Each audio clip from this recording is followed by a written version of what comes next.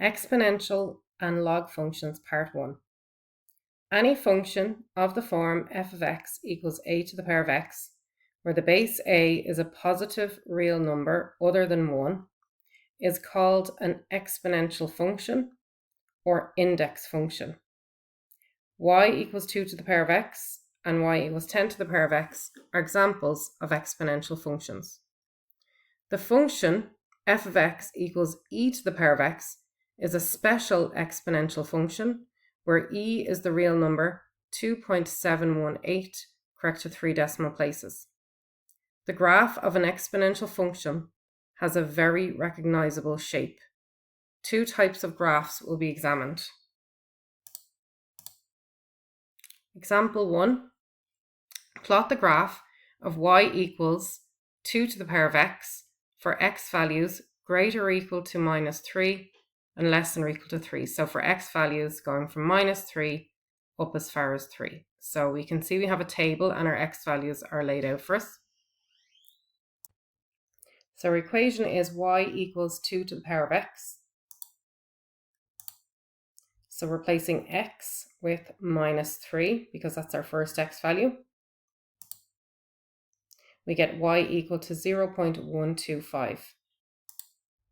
So we put 0.125 into the table. And then we plot that point. So -3, 0.125, we plot that on our graph. Now you don't have to do this out the long way. I'm just showing you how I actually got 0.125, but in a minute I will show you how to use the table function on your calculator to generate all of these points instantly.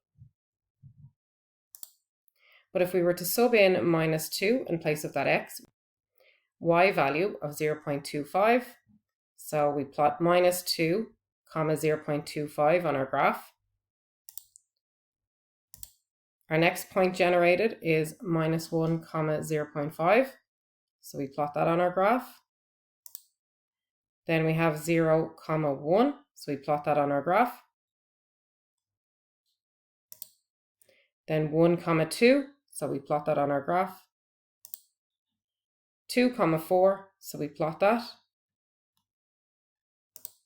And 3, 8. So we plot that. And then we join them together to form a curve. So this is the graph y is equal to 2 to the power of x. So notice that it starts off very, very, very close to the x-axis. It's almost parallel to the x-axis. There's just a slight rise. And then it passes through the point 0, 1. And then it starts to shoot upwards exponentially. That's why it's called an exponential graph, because suddenly our y values, they increase rapidly.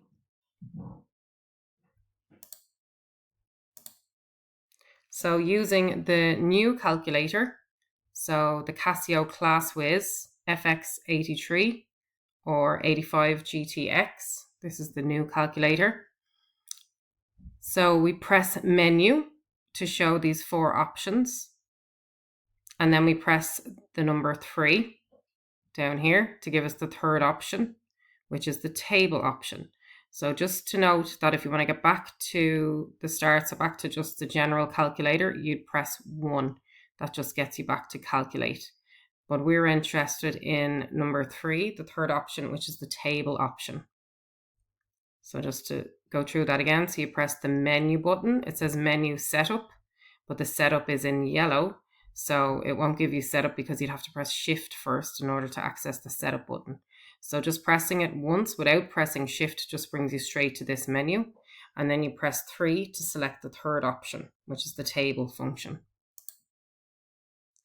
So this should come up, f of x equals, and then you input the function. So our function is 2 to the power of x. So we press 2, which is here. Then we press the x to the power of a square button. So it's x with a little square up in the top right hand corner. Then we press the alpha button, which is up here on the top left, it's circle.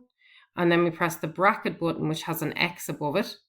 So the bracket button is there and you can see the x is in pink and alpha is in pink. So it shows us that when you press alpha, you won't actually get the bracket, you'll get the x.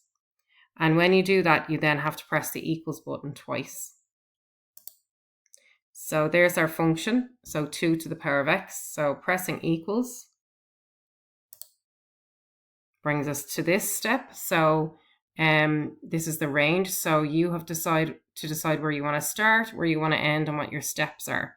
The steps are typically in steps of 1, and that probably won't change, but the start and end you probably will have to change. So the start I've made as -3 because that was our first x value, and the end I've made as 3 because that was our final x value. So it's going from this inequality up at the top here. So we use the down arrow to move down to end and step. So we start at -3, we end at 3, we do steps of 1, and then we press equals. And when we do that, our values show up. So use the down arrow to move down through the table, and then press menu and 1 to get out of the table mode, so to get back to the calculator. So you're pressing the down arrow to get through these values. So I'm just going to zoom in to show you what the screen will look like. So you can see there's your values, and they match up with your table at the top there. So I'll just zoom in a little bit more. So the 1 indicates just the first couple. So we have -3 and then 0.125. So we have x above the -3, so that's the x value. And then f of x, which we know represents y, is 0.125. So then the 2 here represents the second couple. So the second couple is -2, 0.25. Then the third couple is -1, 0.5. Then the fourth couple is 0, 1. And you press the down arrow to get to the rest of them. So it's important to note that all graphs of the form y equals a to the power of x intersect the y-axis at the point 0, 1. So the red curve is the equation y equals 2 to the power of x. The blue curve is the equation y equals 3 to the power of x. And the black curve is the equation y is equal to 4 to the power of x. So we can see that they all have the same shape. They all start off really close to the x-axis. All 3 of them cross the y-axis at 0, 1, and then all 3 of them shoot up into the air. The x-axis is said to be an asymptote to the curve. The graph never touches it. So the x-axis, highlighted in yellow, is said to be an asymptote to the curve. So we'll see this word in other chapters.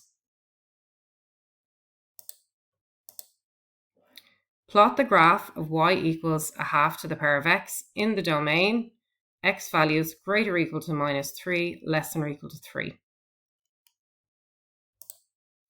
So we have y is equal to 1/2 to the power of x. We replace the x with -3 because that's our first x value, and we get y is equal to 8.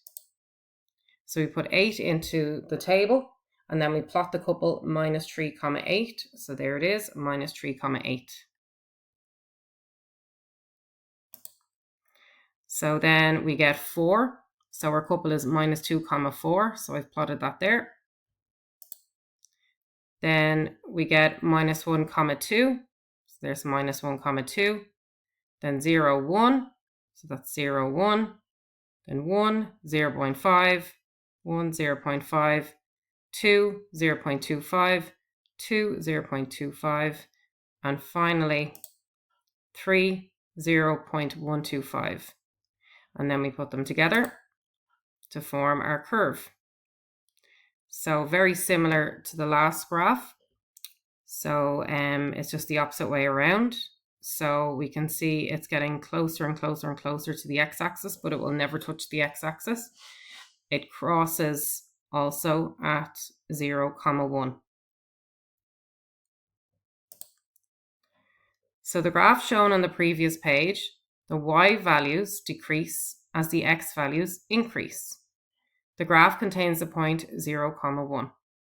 The range of the function is the real number set, but the positive part of the real number set.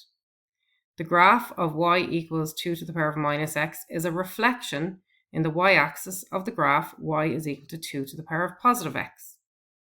So here we see the two graphs, and we can see that they are a reflection of each other. They're the opposite of each other, but they both cross at the point 0, 1. So this is y is equal to a to the power of x when a is greater than 1.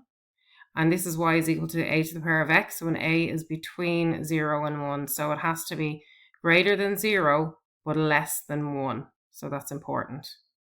On the right is the graph of y is equal to 3 times 2 to the power of x. It is similar to the graph of y is equal to 2 to the power of x, but each y value is multiplied by 3. Notice that this graph intersects the y-axis at 0, 3. So I've highlighted in yellow there, 0, 3. So it's not intersecting at 0, 1 like the other graphs, it's intersecting at 0, 3. In general, the graph of y is equal to k times 2 to the power of x intersects the y-axis at 0, k. So for example, if this graph was y is equal to 5 times 2 to the power of x, it would cross the y-axis at 0, 5, and so on.